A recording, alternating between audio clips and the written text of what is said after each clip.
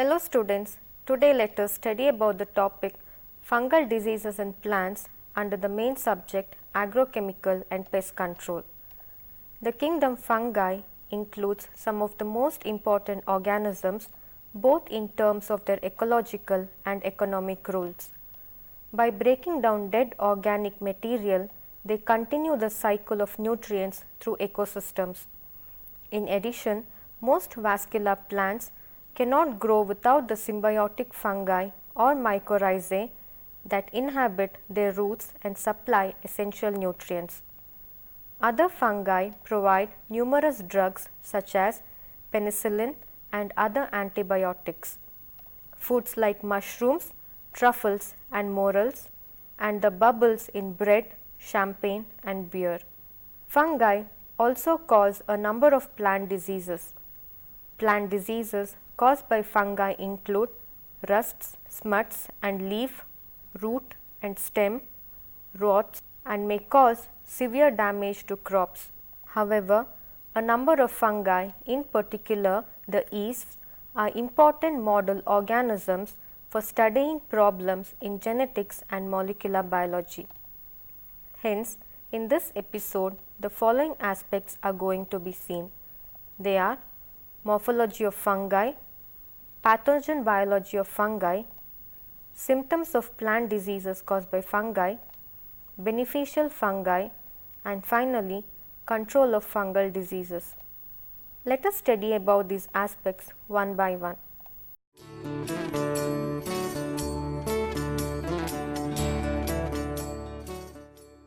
The first aspect, morphology of fungi. Fungi and fungi-like organisms, that is FLOs, are eukaryotic organisms that lack chlorophyll and thus do not have the ability to photosynthesize their own food. They obtain nutrients by absorption through tiny thread-like filaments called hyphae that branch in all directions throughout a substrate. A collection of hyphae is referred to as mycelium. The hyphae are filled with protoplasm containing nuclei and other organelles. Mycelia are the key diagnostic sign associated with diseases caused by fungi and FLOs.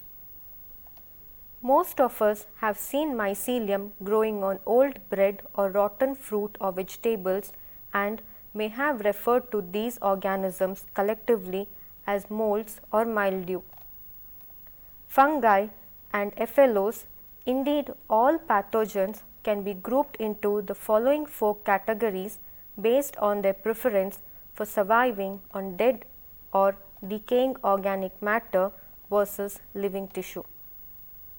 They are grouped as follows. The first group is based on obligate saprophytes. Obligate saprophytes are always a saprophyte.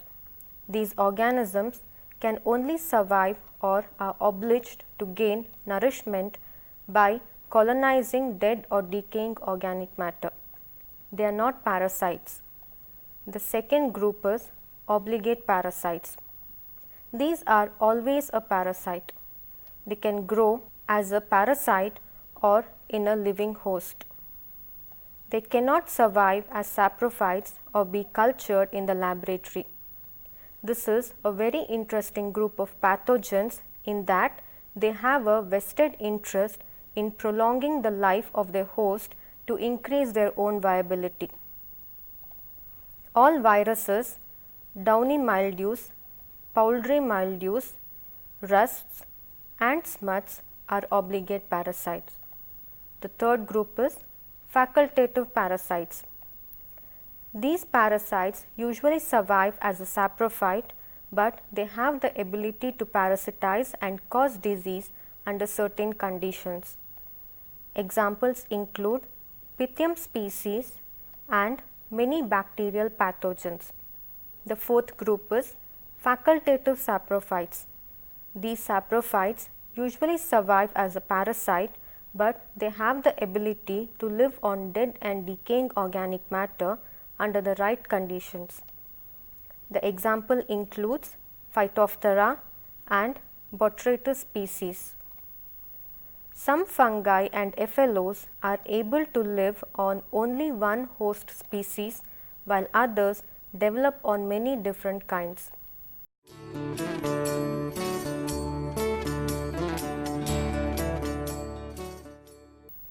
Moving on to the second aspect, that is pathogen biology of fungi. Let us study about the biology of fungi. Because of the sheer number of plant diseases caused by fungi and the huge diversity in how plant pathogenic fungi cause disease, it is impossible and beyond the scope of this publication to provide details about specific disease cycles and integrated fungal disease management strategies.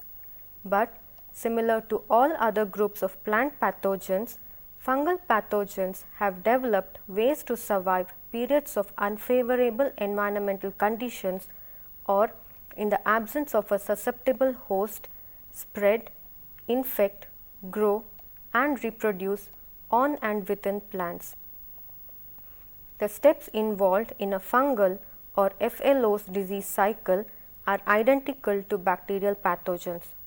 One important difference between fungi and FLOs versus bacteria and viruses, however, is that fungi and FLOs cannot only penetrate a host via a wound or natural opening, but they can also actively penetrate via the production of specialized hyphal structures called episoria. Episoria are swollen tips of hyphae that allow the fungus through mechanical and enzymatic activity to directly penetrate plant tissues. The ability of fungi and FLOs to actively penetrate healthy plants is undoubtedly a contributing factor for their place collectively as the most important group of plant pathogens.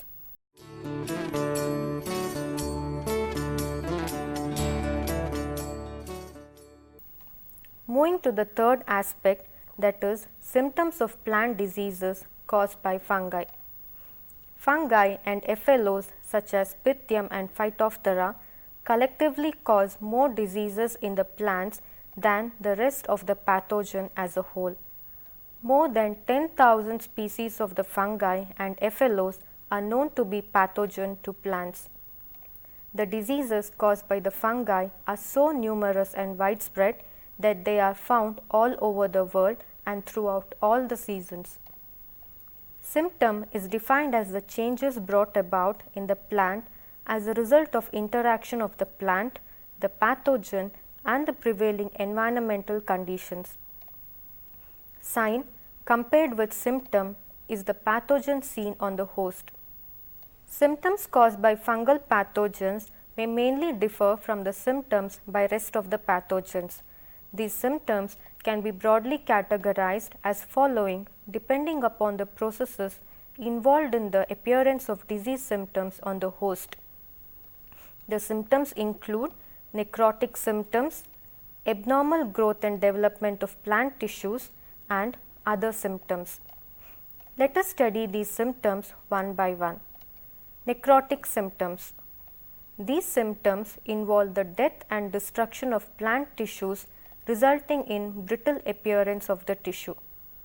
All these symptoms in this category involve the necrosis of the tissue from the reaction with the pathogen and result in the formation of dead cells and tissues. The fungal pathogen in this case, when reaches the host surface, secretes enzymes which kill the tissue and then digest the nutrients from the dead tissues.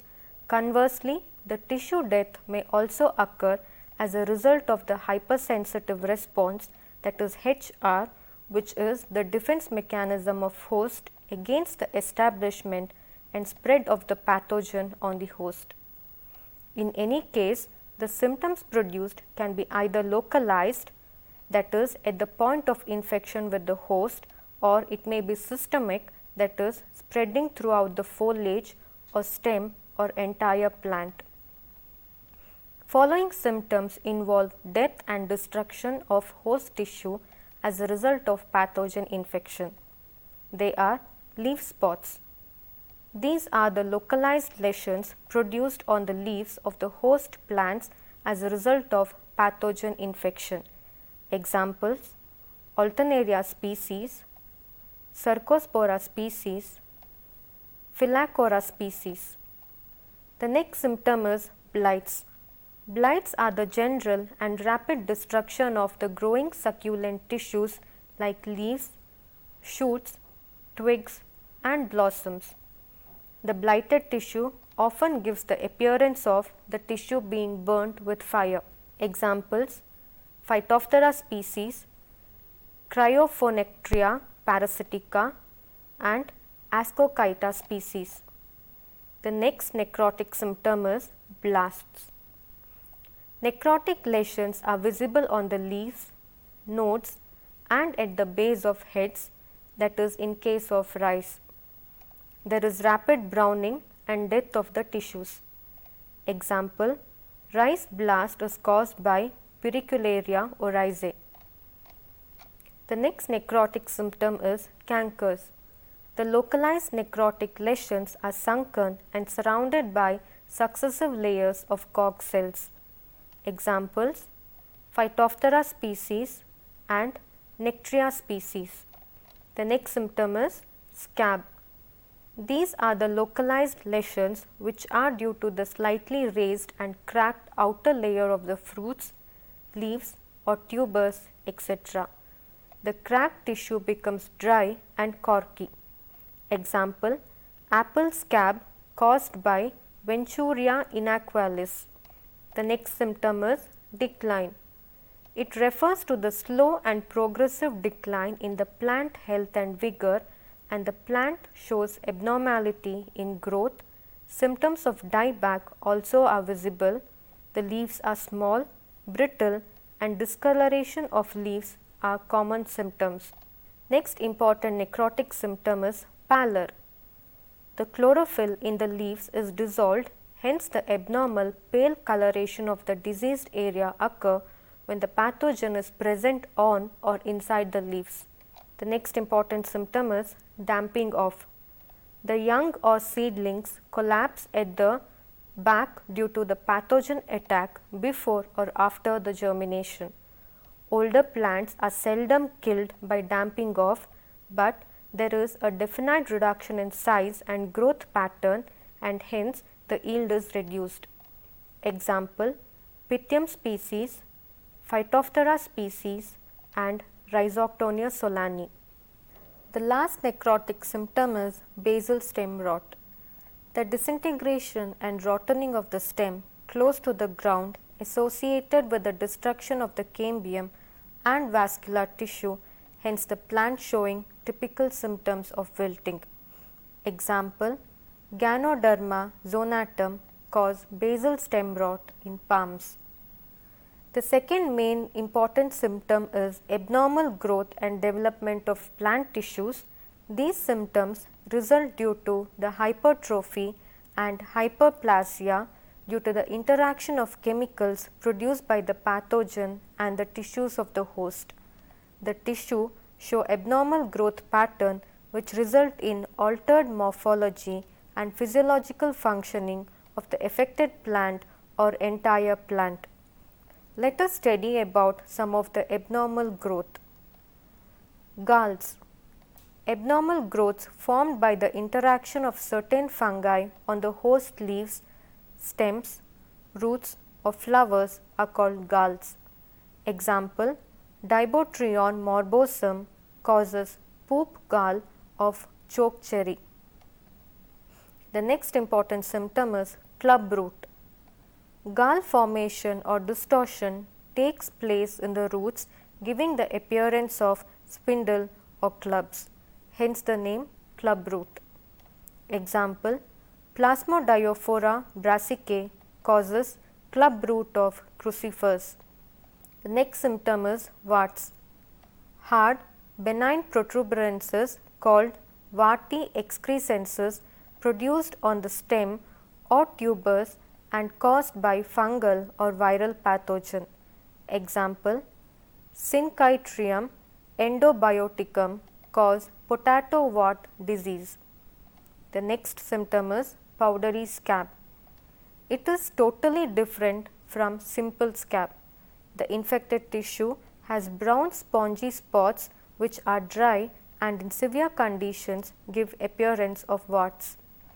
Example, Sponiophora subterranea causes powdery scab of potato. The next symptom is leaf curling. Easily distinguishable symptoms like distortion, discoloration and curling of the leaves due to the fungal pathogen. In the early stages, the leaf shows red coloration, thicker and softer than normal mature leaves. The next symptom is atrophy. It is the reduction in size due to the parasitic fungi which induce hypertrophy and the growth is said to be suppressed. For example, Peronospora brassicae suppresses the floral buds in Brassica species. Now let us study about the other fungal symptoms. Gummosis. It is the oozing out or seeping of the amber colored exudate from the diseased tissue which may be bark of the stem, leaves or fruits and later sets into solid mass. The plants produce gum or exudates as a defensive mechanism against the entry of pathogen into the host tissues. Different species of Botryospira cause gummosis in different plants. Leaf dropping and fruit dropping. Dropping of leaves or fruits is also a very common symptom associated with infection of any fungal pathogen. For example, Phytophthora attack on palm. The next symptom, wilts or vascular wilts. In case of fungal attack, the vascular bundle is blocked out by the pathogen and this results in the loss in turgidity and drooping of the leaves and shoots of the plant. Wilting due to pathogen attack is permanent. Most common vascular wilts are caused by Fusarium and Verticillium.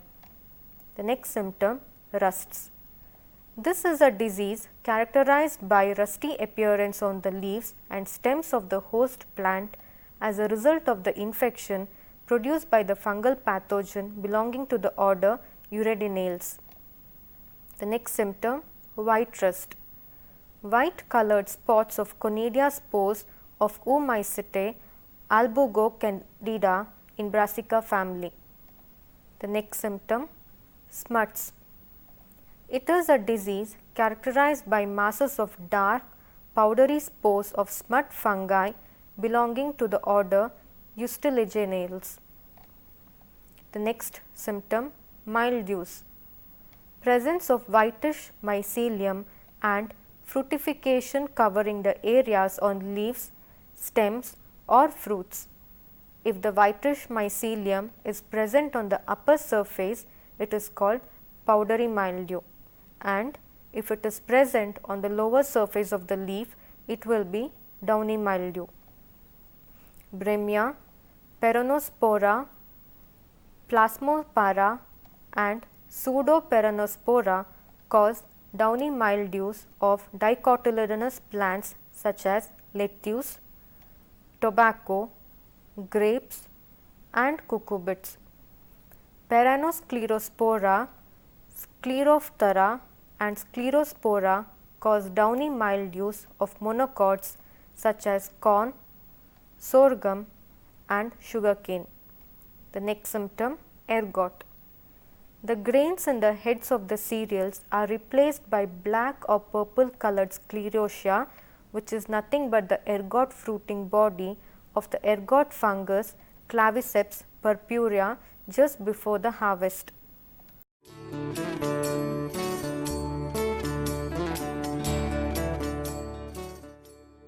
Next, moving on to the fourth important aspect, that is beneficial fungi. Fungi and FLOs can be beneficial as well as pathogenic. Beneficial fungi participate in biological cycles such as decaying dead animal and plant materials and then converting them into nutrients that are absorbed by living plants.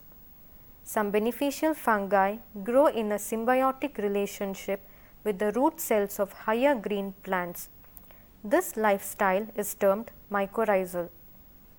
Roots of most cultivated plants such as corn, soya bean, cotton, tobacco, peas, red clover, apples, citrus, pines, aspens, birches, turf grass species and others have mycorrhizal relationships with the soil fungi.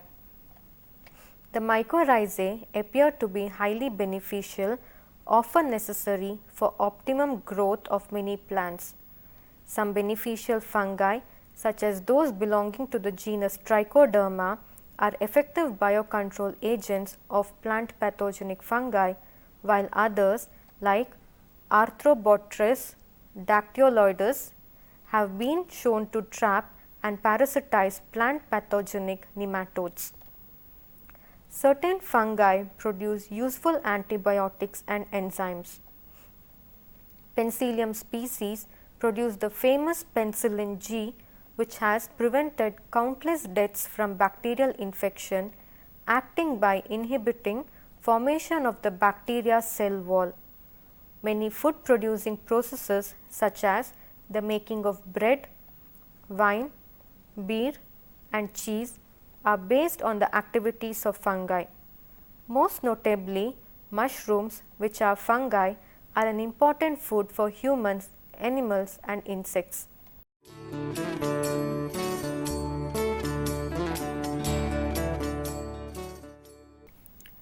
Moving on to the last aspect, that is control of fungal diseases. There are generally more options available to professional plant production specialists and growers to manage fungal and FLO diseases as compared to viral and bacterial diseases. One of the most satisfactory methods of dealing with fungus diseases is strict sanitation to eliminate the pathogenic organism, starting with the initial stages of propagation and growth of the potential host plants. Integrated management strategies for fungal and FLO diseases are genetic host resistance, cultural practices and chemical application. Let us study about these control measures one by one. Genetic host resistance. Using genetically resistant species, cultivars, varieties and hybrids. In many of the major crops, cultivars resistant to prevailing diseases are available and more are continually being developed by plant breeders. As has been discussed with other types of diseases, the use of genetically resistant plants, if available, should be the first line of defense for diseases caused by fungi and FLOs. Several examples of cultivars genetically resistant to fungal and FLO disease are notable.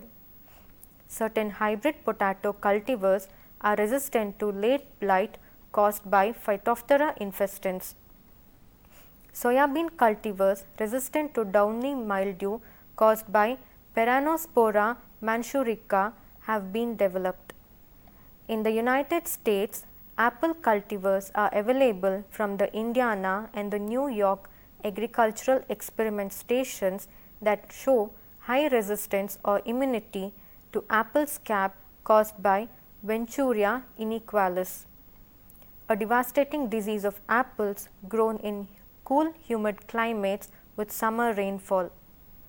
In the cereal crops such as oats, wheat, rye and barley, powdery mildew caused by Ericife graminis can be controlled only by the use of resistant cultivars developed by plant breeders. Tomatoes can be grown in fusarium infested soils only if fusarium resistant cultivars are planted. Plant breeders are continuously breeding wheat cultivars resistant to stem rust caused by Puccinia graminis tritici, but the fungus rapidly mutates, attacking the formerly resistant cultivars, requiring new resistant cultivars to be developed. The next important control measure is cultural practices. planting only disease-free certified seed, maintaining a balanced fertility program that avoids excessive or inadequate levels of key plant nutrients, maintaining an effective water management program, maintains adequate soil drainage, monitor irrigation practices and adjust accordingly, etc.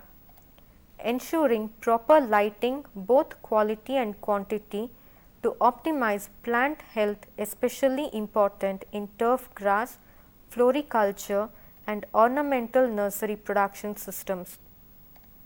Removing crops residues by burning or burying. Implementing crop rotation strategies to reduce or eliminate the interaction of susceptible plants with pathogens. Growing crops in climates unsuitable for pathogenic fungi and FLOs. Careful handling of the crop to prevent cuts, bruises and wounding during harvest, transit and storage. Storage of crop products at the proper temperatures. Soil pasteurization, that is moist heat at 82 degrees centigrade for 30 minutes. The next is chemical applications. The use of pre-plant soil fumigants, the use of fungicide drenches or seed treatments with fungicides. Fungicide applications, post-harvest treatment of fruits and vegetables with fungicides. Finally, to conclude with today's topic, the common names of plant diseases often reflect the type of symptom they cause. If you can identify the symptoms as a blight or wilt, you may be able to successfully take steps to limit the disease. Thank you.